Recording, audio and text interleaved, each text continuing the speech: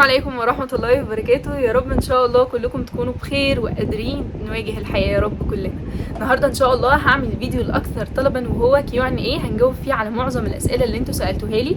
انا حاولت اعمل ألبوم كده فيه معظم الاسكس اللي دايما بتسألي، وهنحاول ان احنا نقرأها سوا. انا ما قرأتش الاسئلة دي قبل كده، ولكن هنقرأها سوا ونجاوب عليها بتلقائية تامة يعني. فلو حد عنده سؤال ان شاء الله هيلاقيني مجاوب عليه يعني، ان شاء الله هنحاول.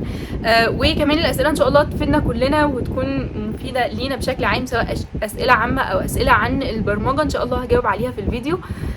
بس لو انت مهتم ما تنساش تعمل لايك وسبسكرايب وشير بقى مع اصحابنا كلنا. هتلاقوا في الفيديو يعني انا فيديو Q&A ده فايدته بالنسبه لي بحس ان هو مجمع حاجات كتير قوي ببعض، يعني بحس ان هو ممكن يتقطع كده، بيبقى فيديو طويل وهنستحمل بعض فيه، بس هجاوب فيه على حاجات كتير قوي. فانت ممكن تلاقي سؤالك وتلاقي حاجات انت محتاجها جوه الفيديو ده انا مش عاملاها في فيديو منفصل. فهنشوف مع بعض يعني الاسئله وان شاء الله نجاوب عليها، وان شاء الله يكون فيديو لذيذ ونستفيد كلنا من الفيديو يعني. طيب، واول سؤال معانا، ايه اكتر حاجه مهمه اطور بيها شخصيتي؟ السؤال ده مهم قوي ومليان حاجات انا عايزه ارغي فيه حبه يعني، فاستحملوني. اول حاجه من وجهه نظري واهم حاجه ان انت تكون شخص مرن. لو انت شخص فعلا عايز تحقق حاجه او عايز ان انت تطور من شخصيتك، خليك شخص فليكسيبل اكتر لكل حاجه بتحصل لك في الحياه. حصل لك كارثه، حصل لك مشكله، سبت شغل وهتروح شغل جديد، هتسيب مجال وهتروح مجال جديد، هتتعامل مع ناس وهتتشكل بطريقتهم هم وحياتهم هم. خليك شخص مرن وقابل للنقد البناء، لان اولا انا مش هاخد نقد من اي حد، يعني لازم لو انا هتقبل نقد لازم الناس دول يكونوا ذو علم ويكونوا ناس حابين لي وعاينين لي الخير عشان اقدر اتقبل منهم نقد. فلما اتقبل النقد البناء ده هطور من شخصيتي، لاني هم شاوروا لي على حاجات او عيوب فيا. هم الناس دي بتحبني فهم عايزين اوريدي شخصيتي تتطور. فانا لو ما تقبلتش النقد اللي هم بيدوهولي ده يبقى انا عايزه اقف مكاني. ساعات احنا ما بنبقاش مدركين لعيوب في شخصيتنا ويجي حد يقول لنا عليها، فلو انا ذكي اخد النقد البناء ده وابتدي ان انا اطور من شخصيتي فيه. فحاجه مهمه قوي ان انا اكون شخصيه مرنه، شخصيه عايزه تتغير وعايزه قابله للتطور في كل حاجه وفي اي حاجه في الحياه. يعني انا مثلا كنهال ساعات بعمل حاجات في السوفت سكيلز احس انها غلط، يعني احس مثلا ان انتي اتعصبتي في الموقف ده، ما كانش صح ان انتي تتعصبي في الموقف ده، او كان المفروض تتعاملي مع الكلاينت ده بالطريقه دي عشان تكتسبيه. انتي ازاي لما حد قالك الجمله دي مثلا كان رد فعلك بكل العصبيه دي او بالطريقه دي؟ المره الجايه انا بقى كنهال لما باجي اكلم نفسي بقول لنفسي مش مهم، عادي، ايه يعني، ايه المشكله؟ انتي شخصيه فليكسيبل، بني ادمه، فانتي او انسانه يعني، فانتي بتغلطي، حقك ان انتي تغلطي. فغلطتي المره دي، بس المره الجايه نهال عايزاكي لما تتعاملي مع الموقف اللي انتي حسيتي فيه السوفت سكيلز بتاعتك ما كانتش الطف حاجه، او حسيتي ان انتي محتاجه تعلي السوفت سكيلز بتاعتك اكتر، عايزاكي المره الجايه تتعاملي بطريقه مختلفه.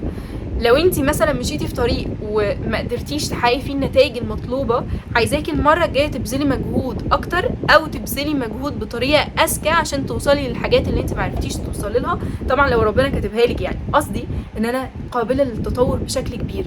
دي حاجه اساسا بتخليك شخص، يعني بتخليك مهما حصل لك انت متقبل اللي بيحصل لك علشان انت بتتطور. لو انت النهارده ما عندكش علم في حاجه معينه، فانت بكره عندك علم في الحاجه دي، فانت ماشي مش بتحبط، او مش بتحبط، لان كلنا بيجينا فترات نحبط فيها، ولكن على الاقل غير الناس، يعني انت قابل للتطور مع نفسك كمان، بتقول لها ان انت قابله للتطور. فانا لو ما عنديش علم في الحاجه دي النهارده، انت ما تعرفش انا بكره مستواي هيكون فين، لاني انا بطور من نفسي ومرنه بشكل انت ما تتخيلوش. فبشوف ان اكتر صفه مهمه ان انت تطور بيها من نفسك ومن شخصيتك هي ان انت تكون شخص مرن. وفي نفس الوقت يعني دي حاجه مهمه قوي ان انت تكون كده. احاول اخلي الدايره اللي حواليا تكون دايره متفائله، وتكون دايره قابله للتطور هي كمان، وقابله ان هي تتقبل التغير بتاعي. انا عارفه ان انا مالي ومال الناس، بس لازم الدايره القريبه مني تتقبل ان نهال بتتطور. انا ممكن النهارده اكون معرفش الحته دي في الكود ده، بس بكره انا عارفاها وفاهماها، وهم ذات نفسهم ممكن يستغربوا من التطور اللي حصل ده، او يستغربوا ان انا ما زعلتش من الحاجات دي، او يعني انا مش بتكلم عني شخصيا، ولكن بتكلم ان انت لو عايز تتطور تحاول ان انت تكون فليكسيبل، وتحاول تفهم الناس اللي حواليك ان هم يتقبلوا التغيير. يعني انا اكتر ناس مش بحبهم ما بخليهمش من الدوائر القريبه ليا ناس كتير، يعني اللي هم بيعيشوا مثلا في دور الضحيه، الناس الانانيه. بس ما علينا من السؤال ده. ولكن اكتر ناس اللي هم الناس اللي مش قابلين ان الناس اللي حواليهم بتتغير. احنا بني ادمين، لو انت ما اتغيرتش انت كده كده هتتغير، احنا كلنا بنتغير كده كده غصبا عنك. اهم حاجه ان انت تتابع التغير بتاعك ده هو تغير صح وتغير سليم، تغير يخليني امشي في طرق احسن، ولا هو تغير للأسوأ. اهم حاجه ان انت تتابع نفسك، اهم حاجه لو انت فعلا عايز تطور من نفسك تتقبل ان انت بتتغير. الناس اللي حواليا لو انا بحبهم المفروض يفهموا ان انا ان انا كمان بتغير.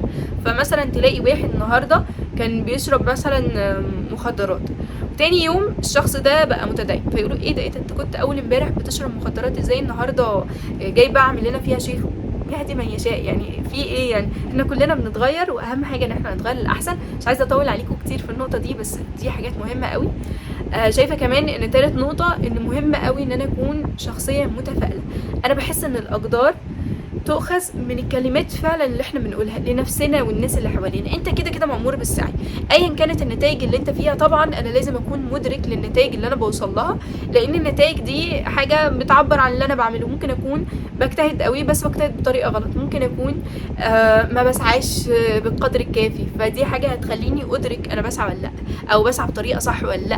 او ممكن اكون مثلا بمشي بسعى كتير قوي زي ما قلت، بس بسعى مثلا في حتت كتير، فيجي حد يقول لي لا ركزي على البوينت دي دلوقتي، او ده انسب ليكي في الوقت ده، ايا كان. ولكن لازم اكون شخص متفائل. الرسول عليه الصلاه والسلام قال لنا تفائلوا بالخير تجدوه. وكمان الناس اللي حواليك مش مهتمين دايما ان انت زعلان من ايه، ومش بنحب الناس الكئيبه، ودي حاجه غصب عننا. انا استحمل صاحبتي وقت عصبيتها ووقت زعلها ووقت هي كئيبه فيه، لكن لو هي اساسا شخصيه كئيبه انا مش هقدر ادخلها حياتي. انا كنهال بجد ما بقدرش ادخل الناس الكئيبه واللي مش متفائله والايجابيه حياتي، لان هما بيكئبوني. عارفين الحياه مليانه مشاكل، يعني انا حياتي فيها مشاكل وحياه الناس فيها مشاكل، ولكن انت اللي بتقرر هتبص للحياه من انه منظور. انا هبص لها بمنظور ان انا مثلا في واحد يدخل المجال مثلا ويلاقي نفسه مش شاطر فيه، فيقول خلاص ممكن تكون فعلا هو مش نصيبك ومش مجالك، بس مش دي البوينت اللي انا بتكلم عليها. بس قصدي ان يقول خلاص يستسلم. وفي ناس تانية تقول لا انا النهارده مش كويس بس بكره هبقى كويس. في ناس تانية تقول انا المجال ده مش عاجبني بس انا هسويتش المجال تاني ومش هاحبط ومش هيأس. مش حاجات كتير قوي، لان انا باصص يمكن ربنا عمل لي الموضوع ده عشان في حاجه تانية هتناسبني، وده فتح لي مداركي الحاجات. فاهمين؟ في واحد يحصل له مشكله يحس انها اخر الدنيا، وفي واحد يحصل له مشكله ازعل، مفيش مشكله من الزعل، ولكن الاحباط وان انت ما تكونش متفائل ده هيخليك باصص للحياه انت كده كده عايش، هيخليك باصص للحياه من ناحيه سلبيه قوي، وده هيزعجك. انت الحياه كده كده ماشيه، يعني هي الحياه انا وانت هنوقف الحياه لو انا زعلت. لو انا زعلت دلوقتي وحطيت ايدي على خدي وخلاص بقى انا مش ناوي اشتغل ومش ناوي اكمل حياتي الحياه تتاثر ولا انت لوحدك اللي هتتاثر؟ فقرر تبص للحياه من النهارده بمنظور ايجابي. واللي هيساعدك فعلا ان انت تعمل حاجه زي دي، اكتب كل يوم صحيفه حمد.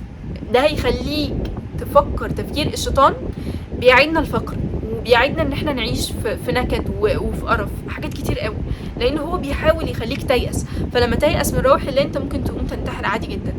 وفي مواقف ممكن كلنا ممكن الموقف يكون بسيط قوي نحس ان خلاص بقى الدنيا سودت في وشنا والدنيا هي الجنه راحت من علينا، لسه الجنه ما راحتش. فالشيطان بيعيدنا الفقر وبيخليك تكتئب وبيخليك تحزن. فتحدى حاجه زي دي، خليك مع مواقف الحياه دايما شجاع ان انت تواجه من تاني، دايما عندك قرار ان انت تبتدي من الصفر عادي جدا.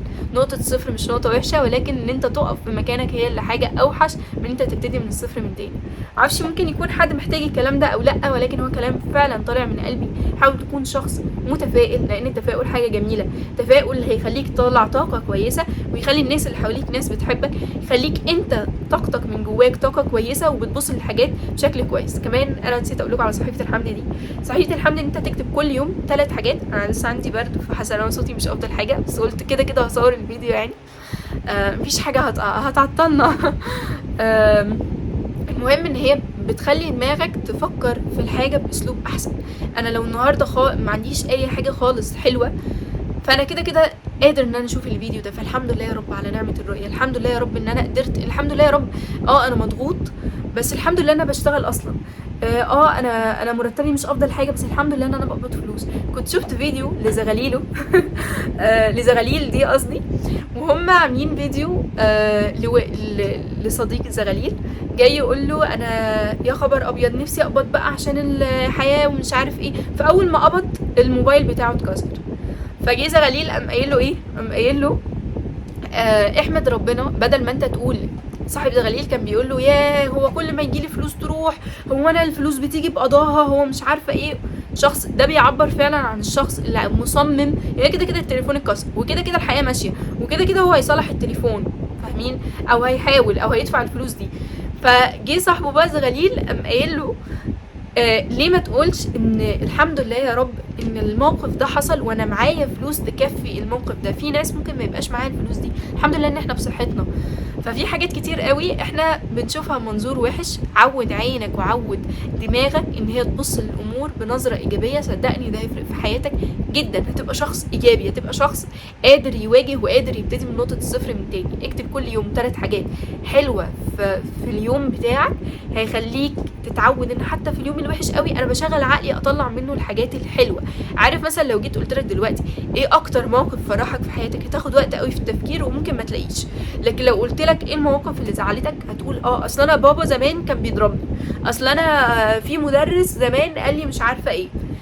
احنا دايما دماغنا مياله ان هي تحزن، مياله ان هي تعطلك، مياله ان هي تقعدك كسول.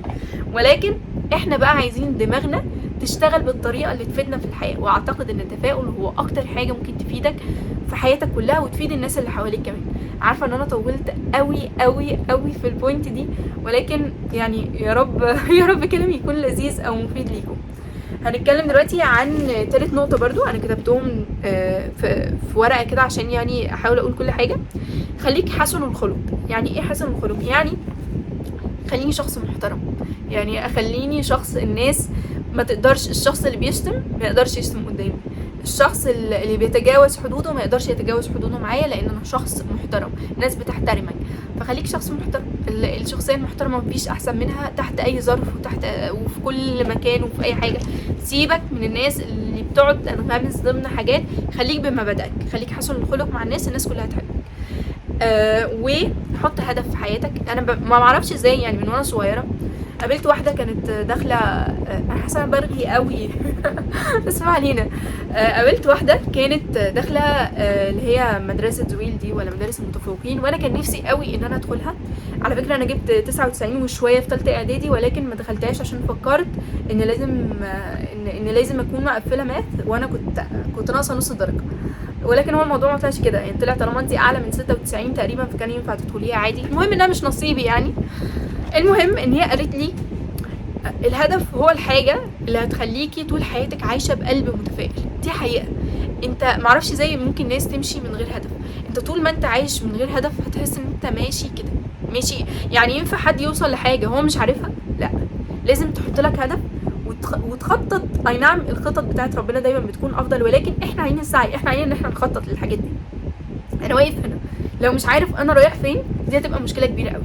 هبقى ماشي تايه، هبقى ماشي الحياه بتاخدني وتوديني وتجيبني، وهبقى ماشي اي حاجه تكسرني، اي حاجه توقعني. لكن الانسان اللي عنده هدف مفيش حاجه توقفه. انا النهارده مش كويس في الكود بس انا بكره كويس في الكود، وانا عندي هدف، وانا كده كده عايز اوصل للبوينت اللي انا عايزه اوصل لها دي. فخلي عندك هدف، علشان الهدف بجد هيخليك تقوم من النوم وانت مش قادر، هيخليك تعمل الحاجه اللي انت مفكر انها صعبه ومفكر ان انت مش هتقدر عليها، لمجرد ان انا عندي هدف اوصل للحاجه دي. فانا هاجي على نومي وممكن اجي على اي حاجه، يعني طبعا مش تيجي على اهلك مش تيجي على اي حاجه، بس هاجي على الحاجات اللي انا هقدر اجي عليها على نفسي عشان اوصل للهدف اللي انا نفسي فيه ده. مش اي حاجه تحبطك، مش اي حاجه توقعك.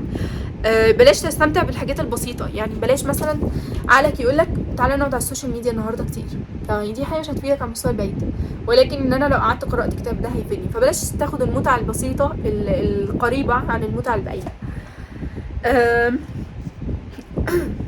الدايره اللي حواليك مهمه، دي اتكلمنا عليها. الفشل جزء من الحياه، تقبل ان انت هتفشل عشان انت كده كده هتفشل كتير في الحياه، فتقبل ان انت تفشل عشان ده جزء من رحلتك. خليك واثق من نفسك ومدرك لقيمتك. دي حاجه برضو انا شايفاها مهمه قوي قوي قوي. خليك واثق من نفسك دايما ومدرك لقيمتك، علشان الحياه ما تودكش وتجيبك. انا واحد يعني انا مثلا ساعات بسمع ناس بتقول مثلا ايه فيديوهات اليوتيوب دي ايه مش عارفه ايه ده. طب انا شايفه كنهال ان انا مميزه في الحاجات دي، ومش بس في الحاجات دي، انا مميزه في حاجات كتير تانية ومدركه لقيمتي في نفس الوقت. انا مش متكبره، يعني لا متكبره في اي حاجه في حياتي ولا متكبره في العلم برضو. يعني لو حد طلب مني مساعده في حاجه بساعده في الحاجه دي، وفي نفس الوقت عارفه انا فين. مش بقول مثلا ان انا هنا في الكود وانا هنا، لا انا عارفه قيمه نهال بس، وعارفه ان نهال بتتطور، فما اقدرش ازعل نهال. وفي نفس الوقت يا نهال انت مستواكي هنا، فلما يجي حد اكبر منك يتكلم في كود، او يجي حد اعلى منك خبره، انت هتسكتي وتسمعي الناس دي. بس اللي لازم تدركي قيمه ان انت لسه صغيره ولسه بتتعلمي ولسه بتتطوري. انا قابله جدا للتعلم، بحب اسمع قوي الناس الاكبر مني وبحب استفيد قوي، ودي حاجه محباني اصلا في نفسي.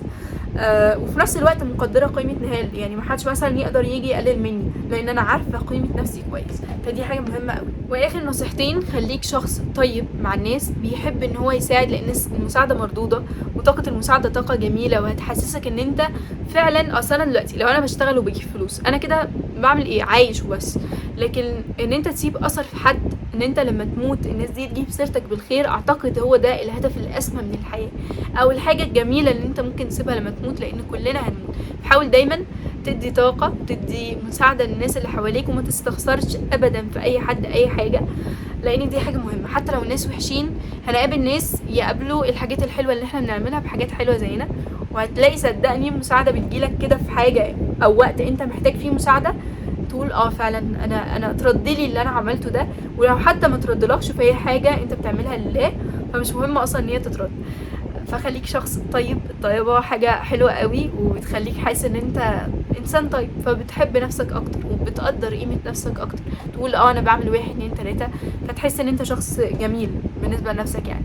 وبعدين واخر بقى بوينت، هي ان انت تبقى شخص ملتزم بكل الحاجات اللي انت الزمت نفسك بيها واديت بيها كلمه للناس، وفي نفس الوقت تكون شخص ملتزم ومنضبط للعادات اللي انت عايز تستمر عليها. يعني خليك شخص عارف ازاي تلتزم بالحاجات اللي انت وعدت نفسك بيها، مش شخص بيعمل حاجه النهارده ويسيبها وخلاص بقى فاكس. لا، خليك شخص ملتزم، حاول ان هو يستمر على العادات اللي هو قرر يدخلها جوه حياته. صدقني دي اصعب حاجه ممكن تعملها اصلا، ان انت تدخل عادات جديده جوه حياتك وتلتزم وتستمر. كده انت بقيت من الاشخاص الناجحين من وجهه نظري يعني. السؤال اللي بعده، ايه اكتر حاجه بحبها؟ هي ان انا مش عارفه ايه اكتر حاجه بحبها، هي مثلا في الفاكهه بس اللي جه في دماغي دلوقتي هو الكالكوليتد ريسكس. ان انا بحب قوي المغامرات الجديده، بس المغامرات المحسومه. يعني مش بحب ان انا انا بحب قوي قوي ان انا ادخل حاجات جديده واجرب حاجات جديده، ولكن حاجات جديده محسومه. مش هسيب الشغل وهقعد في البيت عشان اجرب مثلا ازاي هطبخ اكله جديده مثلا، لا، انما هسيب الشغل على شغل احسن. هسيب مثلا الحاجه دي على تحدي جديد اكبر واحسن. فالكالكوليتد ريسكس حاجه مهمه قوي بالنسبه لي. يعني انا بحب قوي قوي المغامرات المحسومه، وبحس هي دي الحاجات اللي بتخرج الناس من الكومفورتبل زون بتاعتها. طيب، التجهيزات لكليه حاسبات ومعلومات للي داخلين جداد. مش عارفه يعني ايه تجهيزات الصراحه يعني. ممكن بس ان انتي تسمعي كورس CS50، ده كان كورس مفيد قوي، ممكن تسمعيه لجامعه هارفارد، كان حلو قوي وفادني قبل ما ادخل الكليه الصراحه.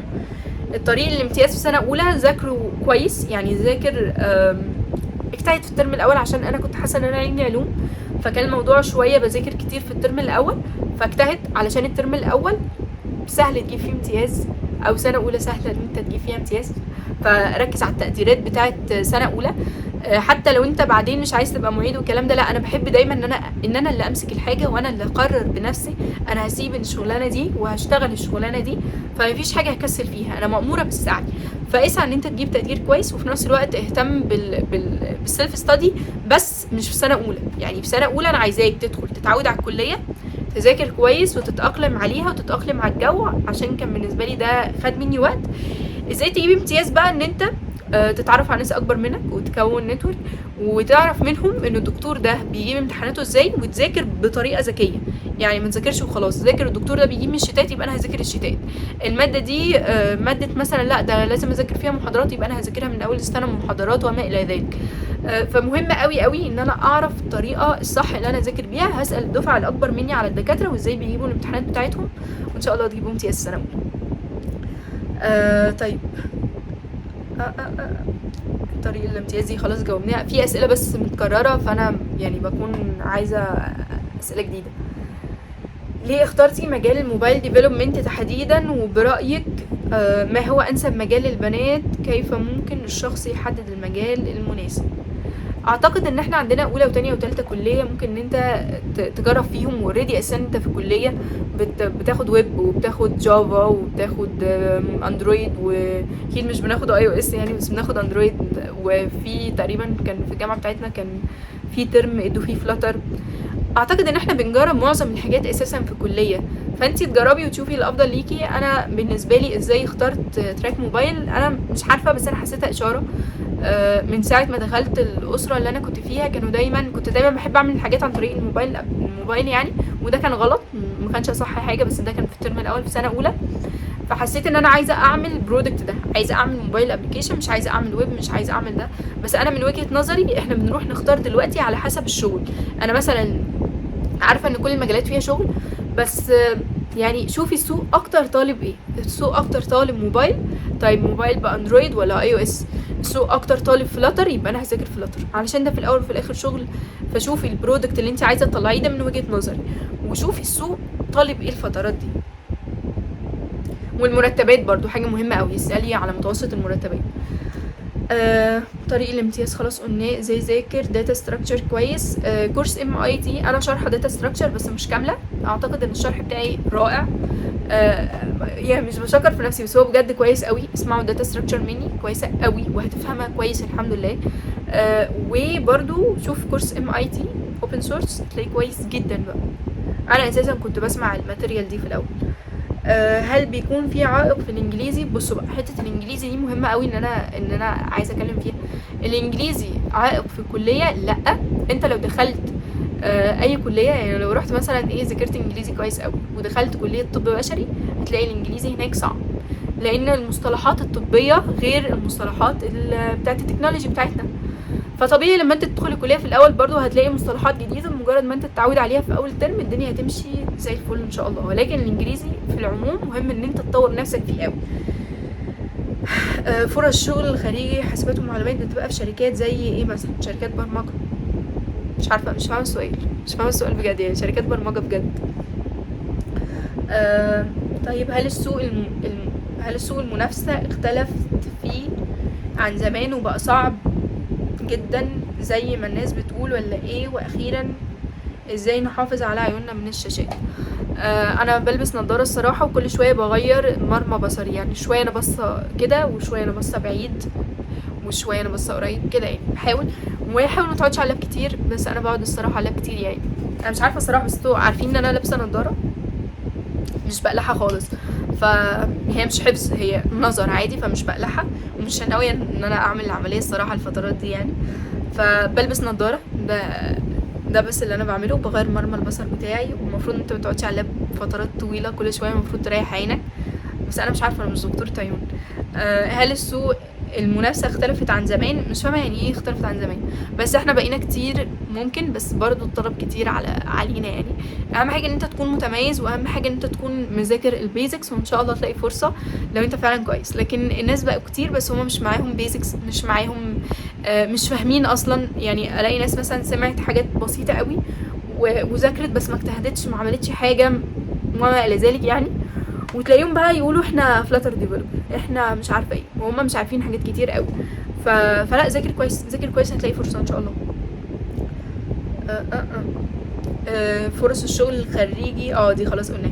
انا زيك في CS ومشروع تخرجي عامل في ميزه تنافسيه حلوه وعاوز اعمله شركه، تنصحيني بايه؟ انصحك تروح اللي هي كرياتيفا وتعرض عليهم الفكره. في مسابقات كتير قوي بتتعمل للحاجات دي، بس انا صراحه ما عنديش علم فيها. ازاي اقنع الدكتور ونشوف مستثمر؟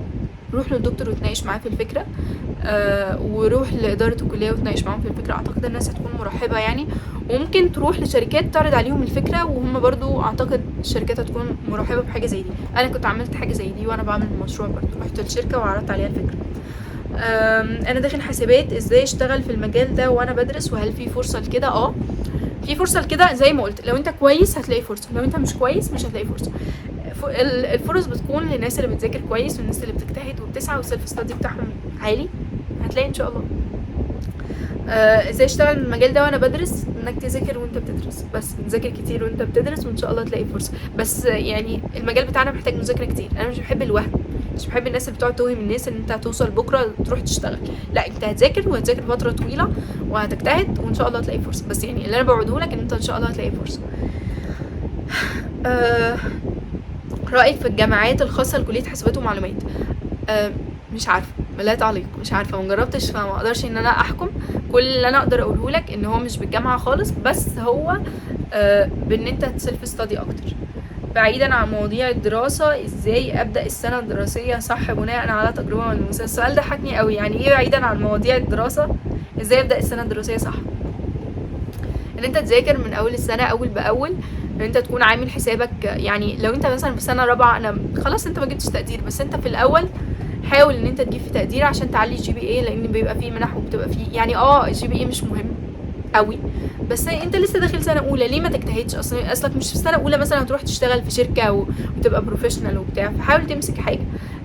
ازاي تبتدي السنه الدراسيه؟ زي ما قلت ان انت تذاكر كويس من واول باول كده في المحاضرات وتعمل ملخصات. انا كنت في سنه اولى كنت بكتب دايما ورا الدكاتره، وكنت بكتب يعني في سنه اولى بس للاسف يعني، وكنت بكتب دايما حاجات اختصارات، يعني عشان لما اجي اخر السنه بقى او اخر الترم او في وقت امتحاني الاقي الملخصات دي، فما ارجعش تاني اذاكر المحاضره من الاول. لا، ده انا كاتبه خلاص المحاضره وملخصاها وفاهماها، فانا مش هرجع لها تاني، ولو رجعت لها تاني هتاخد مني نص ساعه بس.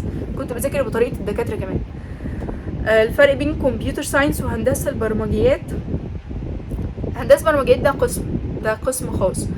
كمبيوتر ساينس ده يعني هندسه برمجيات ده من الاول انت تدخلي هندسه برمجيات اصلا، انما كمبيوتر ساينس ده قسم جوه كليه حاسبات ومعلومات. خليها نصايح للتعامل مع الشغل والكلاينتس. لو انتوا بتشتغلوا فريلانس حاولوا تاخدوا الفلوس بتاعتكم على 3، يعني على 3 مراحل. ايه 3 دي؟ على 3 مراحل. وحاولوا ان انتوا يعني ما تتحرجوش تتكلموا عن حقكم. انا عارفه اللي كاتبه الاسك كاتباه عشان هي تقريبا كانت قايله لي قبل كده انها تنازلت عن حقها في حاجه يعني، فلا، حاول ان احنا ما نتنازلش عن حقنا في حاجه، ما نتحرجش نتكلم عن حقنا لان هو حقنا. بس انا كنت من الناس اللي بتتحرج قوي تتكلم في فلوس، ولكن لا، انا ده حقي، فانا محتاجه ان انا اتكلم عن حقي، ما ينفعش ان انا اسيبه. وان كنت بسيب حاجات كتير او سبت حاجات كتير، ولكن بنحاول مع بعض ان احنا نطور من الشخصيات.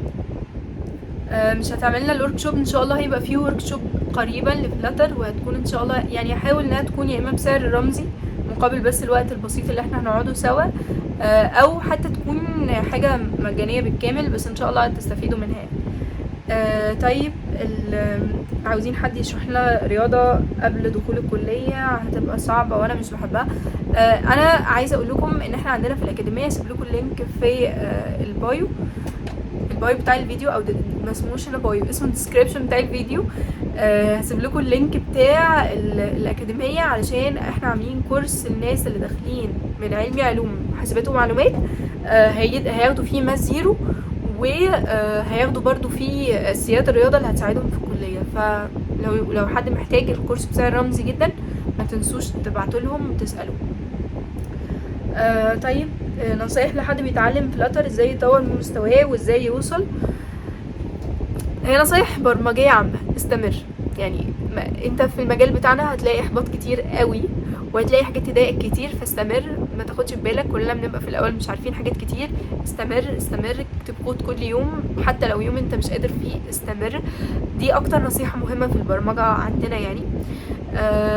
وكمان ممكن ان انت لو بتاخد كورس معين امشي فيه للاخر، معنى انا مش هاخد الحته دي من هنا والحته دي من هنا والحته دي من هنا، ولكن لو انا ماشي في الكورس ده ما فهمتش الجزئيه دي، انا مش همشي واسيب الكورس ده، لا، انا هاخد الحته اللي انا مش فاهمها دي، اروح اسمعها بسيرش بسيط على اليوتيوب ومن الدوكيومنتس والحاجات دي كلها، وبعدين هروح اكمل الكورس اللي انا ابتديت فيه، لان الكورس بيبقى يعني متقلك فيه معظم الحاجات. يعني هو مشي معاك مثلا لحد ان انت تتعامل مع الاي بي اي مثلا يعني، فانت رايح لكورس تاني هو مثلا تخطى خلاص حتت اكبر من دي وتعامل مع الفاير بيز وكده، وانت رايح تكمل حتت، فاهم؟ فيحصل لك في دماغك كده كونفليكت، فهتضيع من ايدك حاجات. فلو بس مش فاهم حاجه من كورس معين، روح ذاكر كورس تاني واهتم بالاوبجكت اورينتد وافهمها قوي وحاول تمشي براها. طيب انا حاسه ان في اسئله كتير بس متكرره، فانا بحاول ان انا اعدي الحاجات اللي هي متكرره يعني.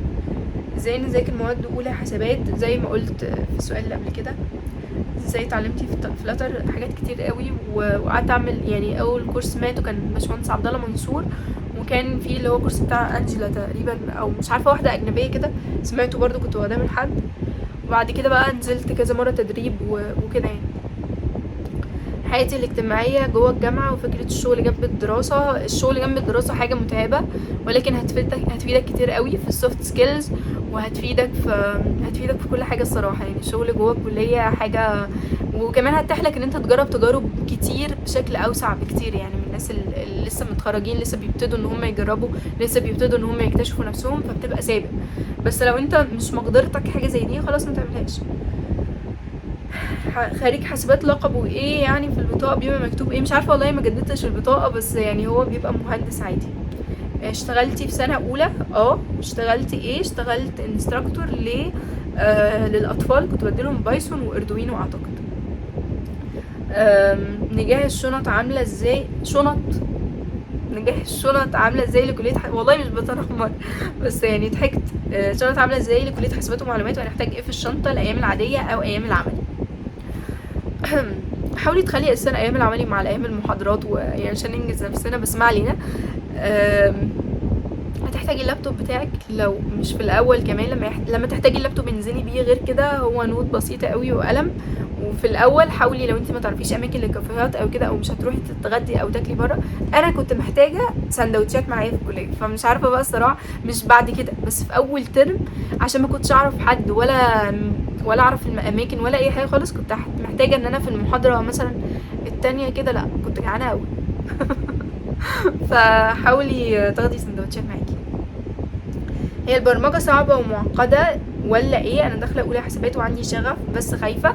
ما تخافيش، بس البرمجه مش بتمشي فيها بالشغف، لان البرمجه هي مش معقده، ولكن البرمجه مجال محتاج مذاكره كتير زيه زي اي حاجه. رايك في الجامعه الخاصه لكليه حاسبات ومعلومات؟ مش عارفه والله، ما جربتش. ايه رايك في الدوت نت وفرصها كفريش؟ برضو معرفش قوي، بس يعني اللي انا شايفاه من وجهه نظري ان ليها فرص كتير، بس بشوف الفرص بتاعت لارفل اكتر.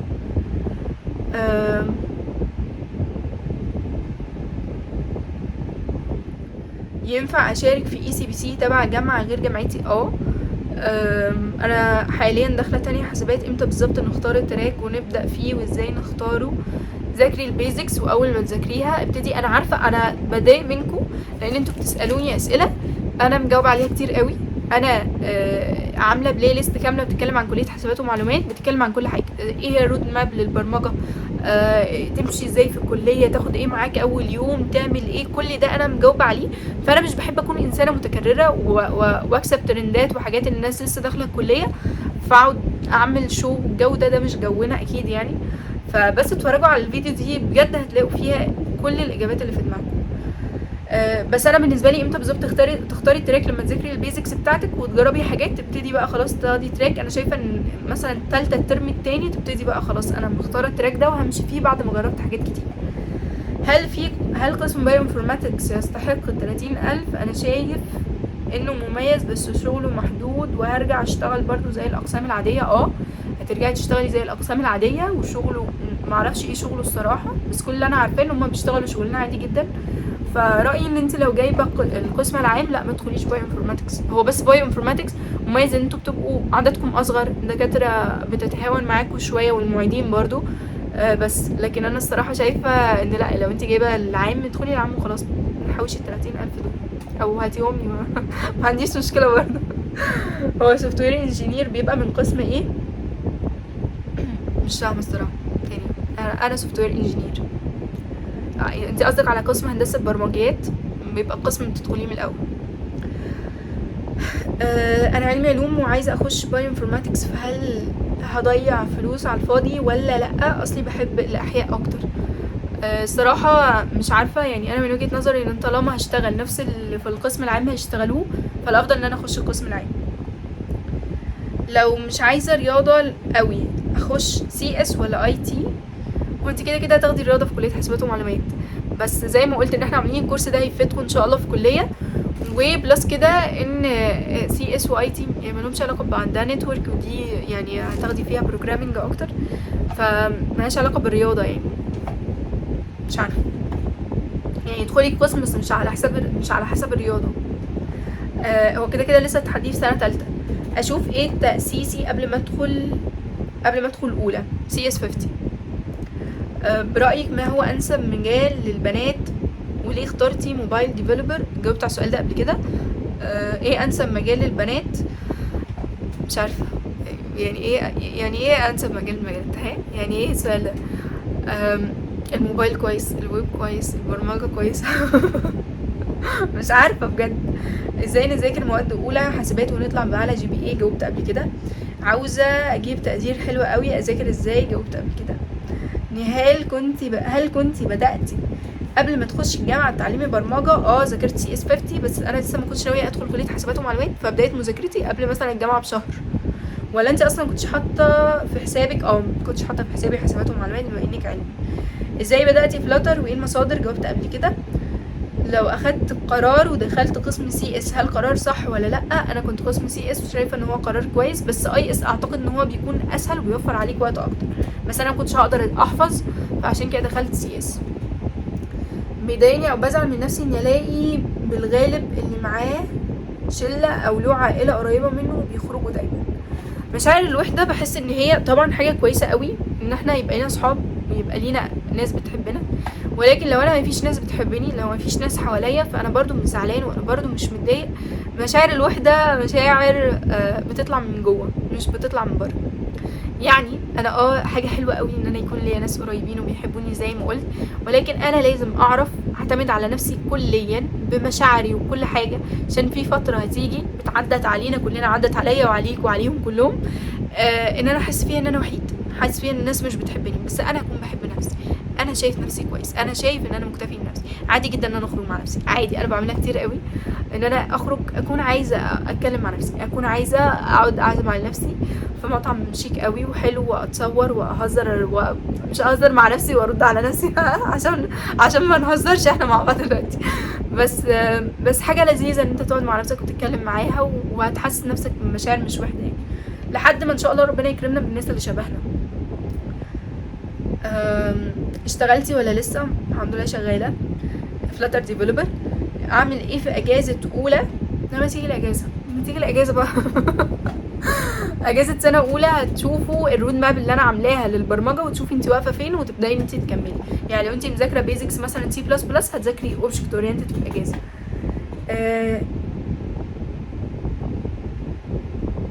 ناس كاتبالي ان احنا زعلاناكي في حاجه، احنا بنبعتلك مسجات ومش بتردي. اكيد لا، هتزعلني في حاجه، احنا عادي، ولكن انا مشكلتي ان انا بجد الريكوست بتبقى كتير قوي.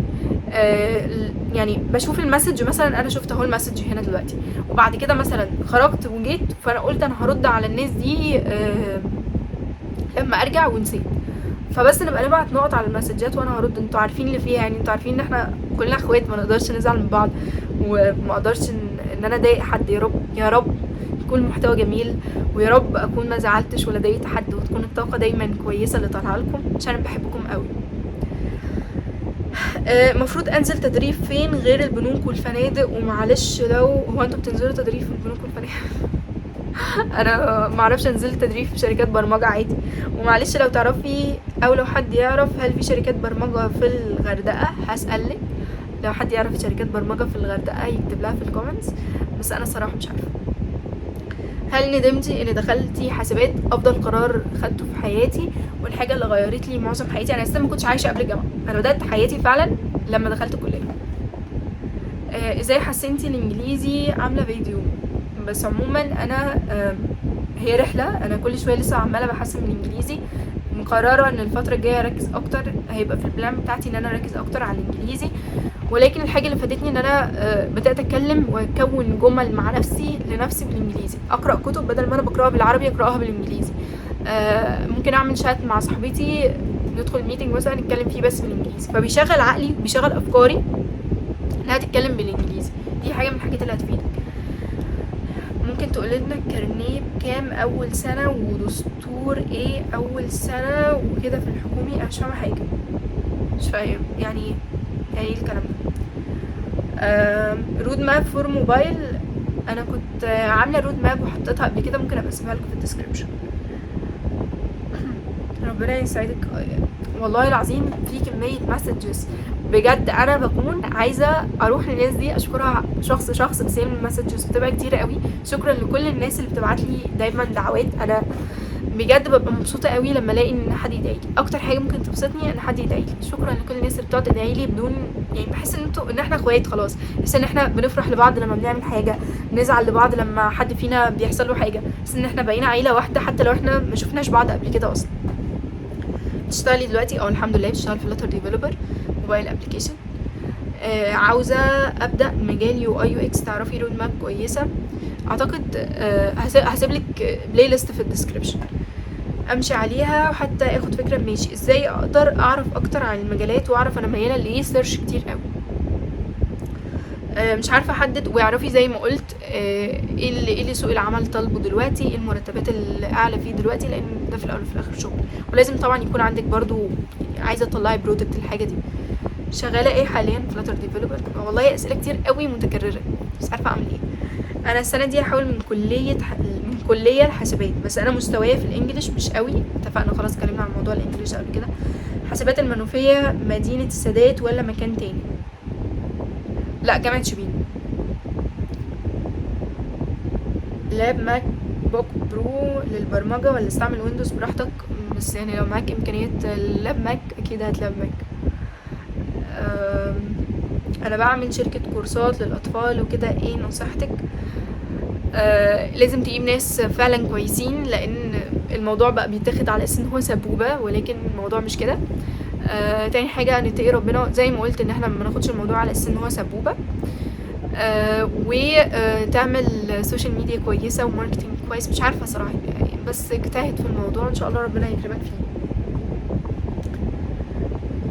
ردي علينا. والله انا اسفه. كورس انجليش كويس، كورسات للبرمجه لخريجي علوم حاسب. شوفي انت واقفه فين وشوفي ايه اللي اللي عليها من الفيديو بتاع الرود ماب اللي انا عاملاه. لو الواحد محتار قوي في اختيار التراك بتاعه وهو متاح ليه الاي تي اي، لو الاي تي ايه التخصصات المطلوبه في سوق العمل؟ مش فاهمه الصراحه السؤال. انت متاح ليكي قسم اي تي وقسم اي، فانت محتاره مش عارفه. انا لو مكانك برضو مش عارفه. انا حبيت سي اس ودخلتها. سيرشي كتير قوي على الاي تي والاي وشوفي ايه الافضل ليكي، شوفي ايه الافضل في سوق العمل. عايزه ابدا اتعلم برمجه، تنصحيني بايه؟ انصحك تبقي تذاكري بيزكس. انتي انستراكتور في مكان معين ولا انتي بتسوقي لنفسك وتدي؟ انتي في مكان خاص بيكي. كنت انستراكتور في اماكن كتير، ولكن حاليا عندي اكاديميه الحمد لله. اسيب لكم اللينك بتاعها في الديسكربشن. بس يعني انا مركزه حاليا اكتر ان انا فلاتر ديفلوبر برضه. عملتي ايه موبايل؟ عملتي اي موبايل اب قبل كده؟ عملت موبايل ابس بس هي خاصه بالشركه، وبرده في بروجكتس فريلانس. فهي دي اللي ممكن اعرضها، لكن بروجكتات الشركه هي خاصه بالشركه. شايفه ان تيم مشروع التخرج لازم يبقى فيه ليدر ولا عادي؟ ده معناه السؤال ده معناه ان انتم ما اتفرجتوش على الفيديو بتاع مشروع التخرج، ازاي نختار التيم، ازاي نعمل تيم ليد ولا لا، ازاي نختار الدكتور بتاع المشروع، ازاي نسوق للفكره بتاعتنا، ازاي نستفيد من مشروع التخرج عموما في سوق العمل. زعلانه مش هرد على السؤال ده. ازاي اقدر اختار لنفسي تراك؟ خلاص السؤال ده جاوبنا عليه كتير قوي. نعمل ايه في الاحساس الدايم ان احنا مش بنعمل حاجه برغم ان مشتركه في منحه تبع التراك بتاعي ومعايا كورسات سوفت سكيلز وغيرها؟ مش عارفه. اعتقد ان مشاعر الانسان مش بيعمل حاجه بتيجي من ان هو مش مدرك للحاجات اللي هو بيعملها. فانا لازم اقعد مع نفسي وادرك الحاجات اللي انا بعملها وادرك نفسي كويس قوي، وبعدين هلاقي نفسي مدركه للحاجه. انا مثلا النهارده انا شايفه انا ما بكونش فلوس مثلا من الحاجات اللي انا بعملها دي، بس انتي ما بتكونيش فلوس عشان عندك هدف ان انتي كمان سنه هتكوني بتشتغلي وبتكوني فلوس. فلو انا ما كونتش فلوس دلوقتي مش هقعد بقى كل يوم وانا رايحه التدريب اللي انا ما باخدش فيه فلوس اقتم نفسي واقول لنفسي انت ما بتعمليش حاجه، انت اساسا ما تسويش، انت اساسا ما بتدخليش فلوس. لا، انا رايحه التدريب وبسعى في التدريب ده اللي مش بيدخلي فلوس النهارده عشان انا بكره هشتغل. فزي ما قلت لك خليكي مدركه قيمه نفسك وفي نفس الوقت عندك ثقه بيها ان انا بعمل ده حتى لو هو انا مش شايفه نتائجه دلوقتي، ان شاء الله هشوف نتائج الموضوع ده بعدين. انا داخله اولى كليه ازهر وخايفه قوي. خايفه من ايه؟ لا مش عارفه. ذاكرتي استنوا انا عايزه انزل الكاميرا شويه، استنوا. اعتقد ان كده البوزيشن احسن يعني لينا. ايه النصيحة اللي تديها لطالب في هندسة عايز يبقى زيك كده وبالاخص في موضوع شخصيتك؟ مش عارفة يعني ايه موضوع شخصيتي، مش عارفة. لو حد في هندسة يجتهد في هندسة، مش عارفة يعني ايه، مش فاهمة. عايزة اشارك في ECBC ومش عارفة اقدم ازاي وايه المطلوب، ممكن لو عندك معلومة تفيديني. قدموا في ECBC، كلموا الجامعة اللي انتوا فيها وهتلاقوا في تيمات بتكون، فقدموا فيها عادي. ولو انتي حتى جامعتك مش هتطلع كلمي جامعات تانية، احنا جامعتنا بتطلع. ذاكرتي معلومين فلاتر، جاوبنا خلاص. ممكن تقولي ازاي اتعلمتي فلاتر؟ جاوبنا. انا ما اقصدش حاجة، انا في حاسبات برضو بس بيقولوا الرواتب بتبدأ من دي 100,000 دي 10,000، هل ده كلام صح؟ الرواتب كويسة يعني ده رينج المرتبات فعلا. هو انتي بتشتغلي ايه فلاتر ديفلوبر؟ كنتي قلتي قبل كده ان الاسر اللي في الكليات دي حاجه كويسه وبتفيدنا في العلاقات، وانا اهلي مقتنعين انها حاجه وحشه عشان الاختلاط وكده، فاعمل ايه وهل هي فعلا حاجه وحشه؟ بصوا يا جماعه، من وجهه نظري ان ممكن كل حاجه تبقى وحشه، ممكن برضو الحاجه دي تبقى كويسه. يعني ايه؟ يعني انا بعمل الحاجه الانسب. يعني على فكره انا اتقالت لي الجمله دي قبل كده، ان حد قال لي بلاش تدخلي اسره، لان الاسر بيبقى فيها اختلاط والناس ممكن يبقوا وحشين ومش عارفه ايه، وسمعه البنت ممكن تبقى وحشه لو عملت حاجه، لو دخلت اسر. وانا سمعت الكلام ده واهلا وسهلا وكل حاجه وشكرا للنصيحه الجميله دي، بس انا برضو عملت اللي في المية ودخلت الاسره. طيب الاسره اللي انا دخلتها كانت محترمه جدا، كانش فيه اختلاط، او حتى لو فيه اختلاط انا ماليش دعوه. انا ليا دعوه ان انا حاطه هدف ان انا داخله الاسره دي عشان اكون نتورك، وشايفه ان دي حاجه مهمه قوي في المجال بتاعنا. تاني حاجه انا بشوف ان البنت هي اللي بتحط الليميتس بتاعتها، مش الناس اللي حواليا هم اللي بيحطوا الليميت اللي انا همشي عليه. انا كبنت اللي حاطه ليميت. يعني لو الولد ده بيتخطى حدوده فهو هيجي عندي انا مش هتخطى الحدود دي. ليه؟ لان انا اللي مدياله السبيس دي. لو ولد عاكس بنت مره وهي فتحت له الموضوع او ضحكت له، هيجي المره اللي بعدها يكلمها عادي جدا. لكن لو البنت من الاول صدته او البنت من الاول بينت الحدود والليميتس اللي هي الناس هيتعاملوا معاها بيها، ما اعتقدش ان في حد هيقدر ان هو يتخطى حاجه زي دي. يعني البنت هي اللي في ايديها حاجه زي دي. فانا كنت حاطه لي هدف ان انا هدخل الموضوع ده عشان استفيد وعشان اكون نتورك. والحقيقه لما دخلت لقيت الناس محترمين جدا، وما كانش فيه يعني ما اعتقدش مثلا ان احنا كنا بنخرج سوا ونهزر سوا، الموضوع كله كان شغل. فما اعتقدش ان الموضوع كان فيه حاجه غلط من وجهه نظري الشخصيه. وزي ما قلت ان كل حاجه ما انت لما تشتغلي هتختلطي، ما انت في يعني كل حاجه فيها اختلاط. التيمات بتاعه الكليه فيها اختلاط، اللي هي التيمات بتاعه المواد.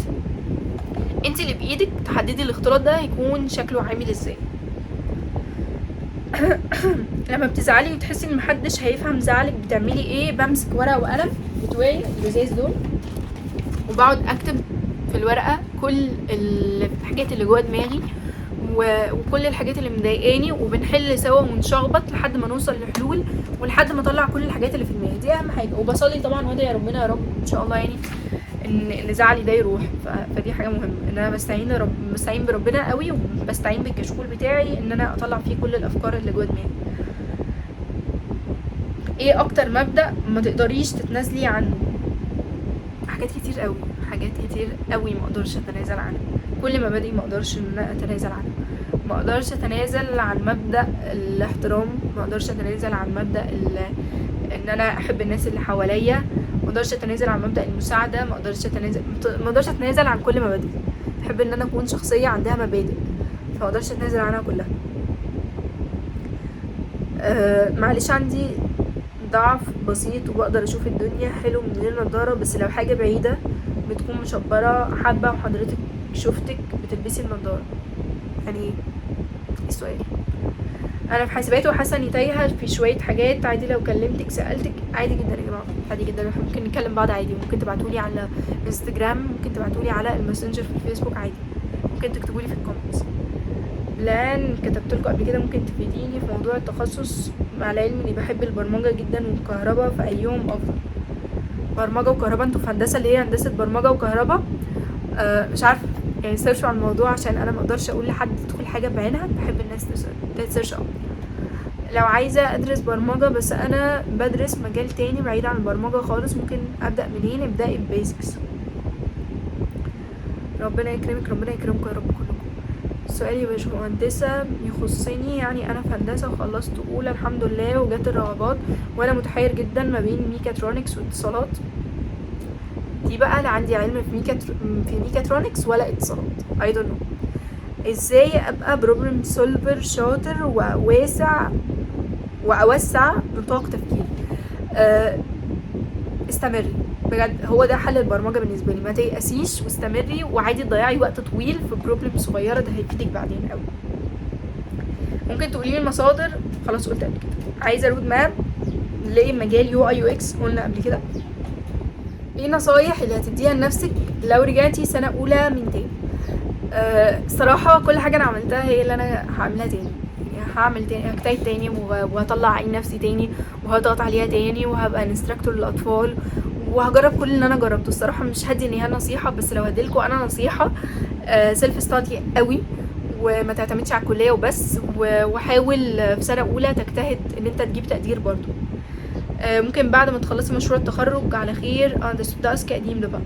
عايزه اعرف التريكات اللي موجوده دلوقتي لقسم سي اس عشان محتاره في تراك مش فاهمه، يعني ممكن موبايل، ممكن ويب، ممكن يعني سيرش بسيط قوي هنعرف. ازاي قدرتي تجيبي فكره مشروع التخرج؟ يا خبر يا خبر على السؤال ده معناه انتوا متفرجتوش على الفيديو بتاعي وانا خصمكم. ممكن لو الواحد يشتغل فريلانس او ريموتلي قبل ما يتخرج لو تراك اي اي او داتا ساينس؟ طبعا ممكن، بس اعتقد الفرص بتكون اقل شويه، يعني موبايل وويب بحسهم اكتر شويه في حته الفريلانس عموما. يعني اخر سؤال معانا عشان حاسه ان انا طولت عليكم قوي، هو ازاي نحقق هدفنا او ازاي انا بحقق اهدافي؟ انا هقول لكم من وجهه نظري الشخصيه وانتم برضو حرين. انا كتبت لكم الموضوع ده على هيئه بوينتس عشان انا ساعات بنسى فكتبته دلوقتي. ان الاهداف بتاعتي الاول ان هي تكون سمارت جولز. يعني ايه سمارت جولز؟ حرف الاس ان هو يكون سبيسيفيك، يعني هدف محدد. انا مش مثلا عايز انجح، بس انا عايز انجح في مثلا في فلاتر، عايز مثلا صحتي تبقى كويسه، عايز اخس، عايز صحتي تبقى كويسه، عايز اخس ال10 كيلو دول، عايز ان انا اكل اكل صحي، عايز انزل اتمرن. فالهدف بتاعي يكون واضح محدد. تاني حاجة ان measurable، قابل للقياس. انا مثلا عايزة اخس 10 كيلو في الشهر ده، حاجة هقدر ان اقيس. عايزة اتعلم برمجة، ما ينفعش اقول عايزة اتعلم برمجة، عايزة اتعلم الكورس ده specific وبعدين قابلة للقياس. الشهر ده هذاكر مثلا object oriented، فبقيت كده قابلة للقياس. achievable، قابلة للتحقيق. لان انا مثلا ما اقولش ان انا عايزة اسافر القمر، طب ما انا لا معايا فلوس ولا معايا امكانيات توديني القمر، فلازم حاجة تخليني، وانا هروح القمر ليه وانا عندي ناس زيكم يعني. وبعدين حرف الار relevant، ان هو يكون مرتبط بالمرحله العمريه اللي انا فيها. ما كنتش مثلا انا في كليه او مثلا ما كنتش في ثالثه ثانوي وبقول لنفسي خلاص انا محتاج دلوقتي ان انا اذاكر برمجه واذاكر جرافيك ديزاين واشتغل واعمل انت في ثالثه ثانوي، فيكون مرتبط بالمرحله العمريه اللي انت فيها. طبعا اخر حاجه حرف التي تايم باوند، ان هو يكون محدود بزمن معين. ما اقولش لنفسي ان انا خلاص بقى انا هذاكر برمجه ماشي خلاص، انا مش عارف بقى من امتى لامتى، مش عارف انا هعمل ده، هذاكر ان شاء الله برمجه في شهر. لا، انا هذاكر في الشهر ده من برمجه مثلا، يعني مش برمجه بقى، الكورس ده. تاني حاجه ان انا اخطط للموضوع، ما اسيبش الموضوع كده. انا بلاقي ناس تقول ان خطه ربنا افضل، طبعا خطه ربنا افضل بكتير، ولا مره عملت خطه وهي اللي اتحققت. دايما ربنا بيفاجئني بخطط احسن بكتير الحمد لله يا رب. ولكن التخطيط حاجه او سبب من اسباب السعي، انا بحس ان هو سبب من الاسباب اللي ممكن توصلك للحاجات، حتى لو الخطط ما مشيتش فعلى الاقل انت عملت الحاجه اللي عليك. تالت حاجه، بس في نفس الوقت تكون شخص فليكسبل، يعني لو الخطه بتاعتك باظت فمش مهم، انت شخص تكون مرن اكتر. تالت حاجه، ما اقعش بسهوله، واعرف ان الطريق طويل ومتعب نفسيا وجسديا. دي حاجه مهمه قوي، انا لازم اعرف ان الفشل جزء من اجزاء الرحله بتاعتي لازم هعدي عليه، لازم هعدي على مرحله احس فيها ان انا فاشل، احس فيها ان انا محبط، اسمع كلام يضايقني قوي. ناس مثلا سينيور مثلا يجي يقول لك ده كود، ده مش عارفه ايه ده، او الحمد لله ما حصلش معايا الحمد لله يعني. بس اكيد هتحصل لك، اكيد ده حاجه، اكيد حاجات تانية حصلت لي اصلا، اكيد حاجات تانية خلتني احس ان خلاص المفروض ان انا اوقف كل حاجه في حياتي، ولكن انا خدت قرار ان انا كده كده مش هوقف. حتى لو انا اشطر واحده في الدنيا، انا الحمد لله الحمد لله انا مش فاشله خالص يعني، شاطره قوي في شغلي، ولكن انا دايما بقول ان مهما حصل لي، مهما سمعت كلام، انا مش هقف الحمد لله. فخليك قوي نفسيا، واعرف ان الفشل جزء من الرحله بتاعتك. ولو هي حاجه سهله، لو هي حاجه سهله نفسيا وجسديا كان كل الناس عملوها. لو هي حاجه، الاجتهاد جزء من النجاح ماشي. فخليك شخص مجتهد، واعرف دايما ان انت هتتعب في المشوار نفسيا وجسديا، وتقبل الفشل، تقبل التعب علشان توصل. رابع حاجه الدعاء. الدعاء حاجه عامله زي السحر. عارف بقى لما مثلا انت بتسعى قد كده وتدعي قد كده، هتوصل لحاجات فوق فوق فوق ما تتخيل. الدعاء هي الحاجه يعني. انا بجد جت في سنه ما كنتش بشتغل فيها اصلا، ودعيت ربنا يا رب انا نفسي اشتغل واطلع عمره. اشتغلت الحمد لله وطلعت عمره. فالموضوع بيجي بالدعاء طبعا، بيجي بالدعاء وبيجي بالسعي. فانا لازم اخد الاسباب وادعي ربنا واتوكل عليه، وان شاء الله ربنا يكرمنا كلنا. خامس حاجه، حط قدامي هدف. يمكن حتى قدامي يعني ممكن انام قليل. حتى قدامي هدف ان انا كده كده مش عارفه اقرا خطي عشان كاتبه بسرعه قوي حتى قدامي هدف محدد وعارفه انا عايزه اوصل لايه. يمكن بقول الجمله دي كتير، بس هي اهم حاجه. الهدف هو الحاجه اللي بتخليك تصحى كل يوم قادر تواجه الحاجات اللي مضايقاك من تاني، ومخليك عارف انا رايح فين. انا والله العظيم انا النهارده مش كويس، بس انا بكره ابقى كويس، عشان انا عندي هدف وعندي حلم في حياتي. انا مش ماشي كده، مش حاجه هتوديني وحاجه هتجيبني، لا انا عندي هدف. فدي من الحاجات اللي انا بحس ان هي ممكن تحقق للناس اهدافها، وهي بتحقق معايا، او دي الحاجه اللي بتوصلها. معلش اخر سؤال بقى، ازاي نلاقي شغل؟ انا بحس ان السؤال ده بيتسال لي كتير قوي. ازاي تلاقي شغل؟ اولا لازم تعرف ان الشغل رزق من عند ربنا، فانا لازم هدعي ربنا ان هو يجيب لي شغل.